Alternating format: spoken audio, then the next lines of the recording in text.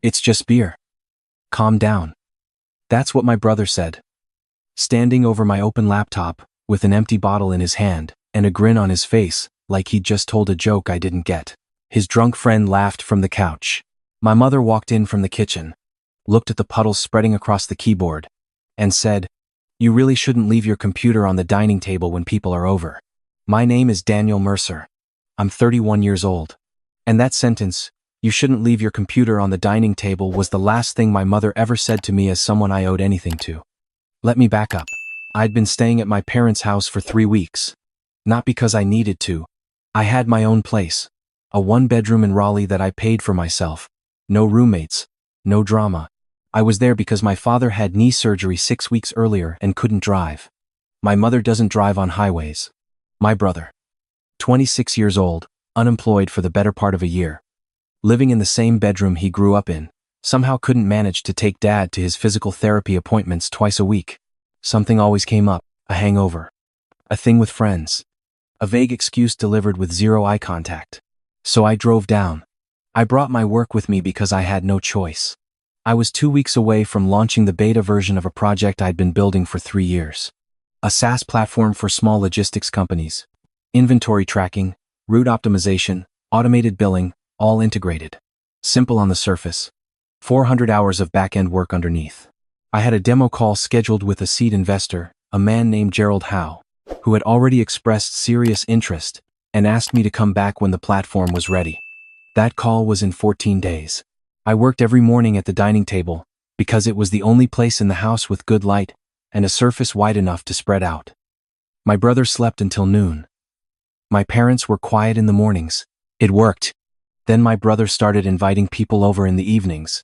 First just one friend, then 3, then whatever cluster of guys he'd picked up from wherever, crowding into the living room with cases of beer and a volume level that made the walls vibrate. I moved my laptop to my room at night. I was careful. I thought I was careful. That Thursday, I'd come downstairs to make coffee around 9 in the evening. I'd left my laptop on the dining table for 20 minutes. 20 minutes, while I answered emails on my phone upstairs. When I came back down, my brother's friend had pulled a chair up to the table. My brother was standing behind him, leaning over, pointing at something on the screen. And before I could say a word, my brother reached past him to grab his beer bottle, knocked it sideways, and poured the entire contents across my keyboard. The screen flickered, then went black. I stood at the bottom of the stairs and stared at it. The sound of beer dripping off the edge of the table onto the floor was the only thing I could hear. My brother picked up the bottle. "Aw, man." He set it upright like that was the problem. His friend slid the chair back. "Sorry, dude," the friend said, not sounding sorry at all. I walked to the table and pressed the power button. Nothing. I pressed it again. Nothing. I tilted the laptop and watched beer drain out from between the keys. That's when my brother said it. "It's just beer. Calm down." And my mother, standing in the kitchen doorway with a dish towel in her hand, said I shouldn't have left it on the table. I didn't say anything right away. I stood there holding a laptop that wouldn't turn on, containing a platform I had spent 3 years building, with a beta launch 14 days away and an investor call that I had been preparing for since January. I stood there, and I breathed. My brother poured himself another beer from a can on the counter. "It'll dry out. Put it in rice or whatever. You're always so dramatic." I looked at him. At the can in his hand. At the friend who had already turned back to the television.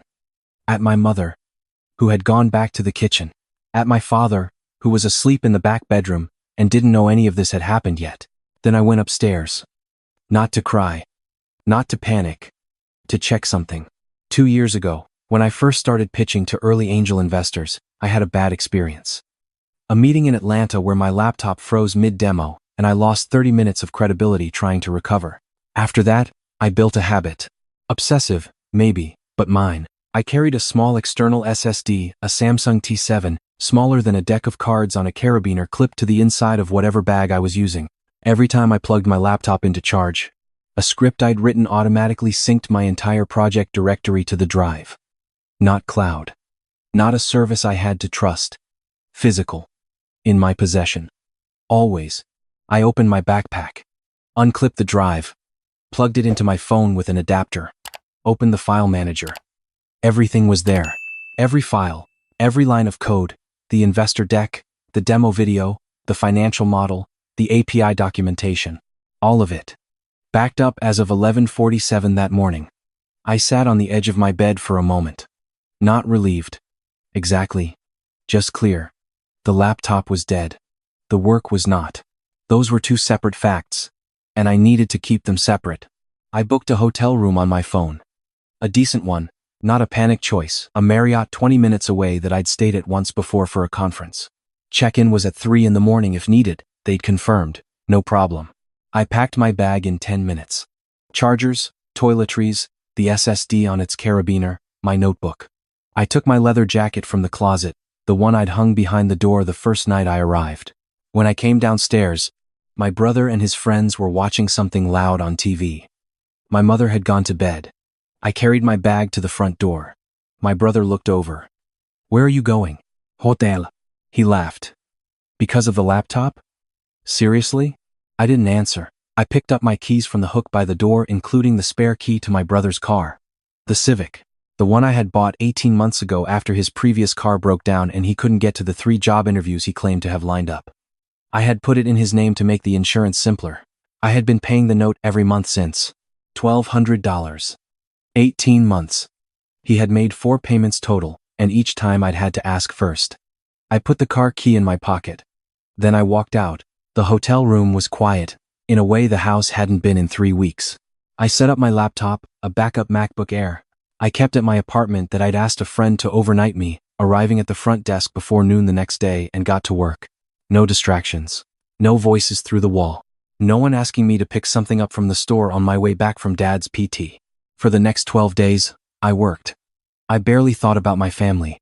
I finished the final integration, squashed the bugs I'd been putting off, recorded a clean demo walkthrough, and rebuilt the investor deck from scratch with sharper numbers. I also, on day 4, filed the paperwork to remove my brother's name from the insurance policy on the Civic. Since the loan was co-signed under my credit, I had standing. I also quietly called the lender and confirmed that I was the primary obligor. What happened next was a matter of time. The call with Gerald Howe was on a Thursday at 2 in the afternoon. I did it from the hotel desk, professional background, full demo loaded, backup browser window open as a failsafe. He was leaning forward within the first 10 minutes. I could see it in his body language on the screen, the way his pen stopped moving and he just listened. When I walked him through the route optimization module, he asked me to run it again. When I got to the revenue projections, he stopped me and asked who had audited the assumptions. I told him I had, and I walked him through the model line by line. At the end, he took off his glasses and set them on the desk. "You came back cleaner than I expected." "What changed?" "I removed the noise," I said. He nodded slowly. "I want to bring in my partner for a follow-up next week. Are you available Wednesday?" I said yes. I sat in that hotel room after the call ended and didn't move for a while. Not because I was overwhelmed. I was just taking it in, the way you do when something you work toward for a long time starts to become real. I thought about the dining table, about the beer dripping off the keys, about my mother's dish towel and her voice and the word dramatic. I didn't feel angry. I felt like I'd been handed something clean. The follow-up call with Gerald and his partner lasted 90 minutes. 3 days later, I had a term sheet. I didn't call anyone. I texted my co-founder, a woman named Priya, who I'd met through a startup accelerator and who had been working the business development side for 8 months. She sent back a voice message that was mostly noise. I smiled, put my phone down, and opened the next item on my list. The car. I drove to my parents' house on a Saturday morning. My brother was still asleep. It was 10:15. My mother answered the door and looked at my bag. Then at my face. "You came back," she said. Briefly. My father was in the living room, leg elevated, reading the paper. He looked up. We talked for a few minutes. He asked about the trip, about work, about the hotel. He didn't mention the laptop. I don't think anyone had told him the full story. My brother came downstairs around 11, shirtless, squinting. He saw me at the kitchen table and leaned against the doorframe. "Didn't think you were coming back." "I'm not staying," I said. "I came to get the car." He frowned. "What?" "The Civic. I'm taking it back." He stood up straight. "That's my car. It's registered in your name," I said. "The loan is in mine. I've been paying it for 18 months. You've made 4 payments." I have the bank statements if you want to go through them. I had printed them. They were in a folder on the table in front of me. His face shifted through a few expressions. You can't just take a car. I already called the lender. Since I'm the primary obligor, and you're in arrears to me, not to the bank, this is a private matter between us. You can dispute it, but you'll need a lawyer. And that'll cost more than the car is worth. My mother started to say something. I looked at her, and she stopped. My brother stared at me. This is because of the laptop. This is because of 18 months of payments, and one apology that never came. He looked at my father. My father looked at the folder. Then he looked at his knee, and didn't say anything. I picked up the folder. I also need the spare key. I held out my hand. My brother didn't move for a long moment. Then he went upstairs, and came back, and threw the key onto the table. Not at me. Onto the table. Like he was being generous. I picked it up. Thank you. I left both cars in the driveway. I'd brought my own, and arranged to have the Civic picked up that afternoon by a transport company I'd called earlier in the week. I wasn't cruel about it. I left him a full week. If he needed to make arrangements for another vehicle, that was his time to do it. I wasn't his planner. What I hadn't mentioned, because he didn't ask, and I didn't volunteer it, was the other thing. When I was 28, I had helped my brother get a part-time bookkeeping job through a contact of mine, a man named Frank DeLuca who ran a small property management company. It was a favor. Frank trusted me, so he trusted my endorsement. My brother had worked there for 8 months before he quit without notice, leaving Frank short-staffed during tax season. Frank was furious, but he didn't say anything because of me. He just didn't call me for a year. We'd reconnected recently. Frank was expanding and looking for a software solution to manage his properties, maintenance tickets, tenant communications, lease tracking. He'd asked me if I knew anyone. I told him I did. I signed Frank as the first paying customer of the platform the same week. I signed the term sheet with Gerald. I sent him the contract personally, with a note that said I was sorry for the disruption my brother had caused 3 years ago, and that I hoped this was the beginning of something better. Frank replied within an hour. I always knew you'd do something worth paying for. Glad to be on board. That message meant more to me than the term sheet. My brother called me 2 days after I took the car. He'd gotten a ride somewhere, and couldn't get back. Could he borrow money for an Uber? I read the message, set my phone face down on the desk, finished the paragraph I was writing, and then replied, I can't help with that right now. He didn't respond. My mother called that evening. I let it go to voicemail. She said my brother was struggling, and that it wasn't easy for him, and that the family needed to stick together. She said she hoped I wasn't still upset about the laptop. She said it a few more times, in different ways. She didn't say she was sorry. My father texted the next morning. Shorter. We need to talk when you're ready. I appreciated that more than the voicemail. I told him I'd call that weekend, and I did. He answered on the second ring, which was unusual. My father was not a man who picked up quickly. Tell me about this investor, he said. I told him. He was quiet for a long time. You did that from a hotel room, he said. It wasn't a question. Yes. Another pause. Your brother isn't bad, Daniel. He stopped. He's just what? Dad? He didn't finish the sentence. I waited. Finally, he said, I should have said something that night. When your mother walked in and saw the laptop, I should have said something. That was as close to an apology as my father had ever come with me. For anything. I didn't make a big deal out of it. I didn't cry. I didn't say it was fine. I didn't fill the silence with something easy. I know, I said. And I let it sit. We talked for another 20 minutes about normal things. The PT was going well. His knee was ahead of schedule. He'd been sleeping better. When we hung up, I felt something shift, not repaired, but redrawn. Like a map that had been corrected. The roads were the same, but the distances were finally accurate. My brother didn't call again for 2 weeks. When he did, it was a long message. Late, probably after midnight, the kind of message people send when they've been sitting with something long enough that it comes out wrong but real.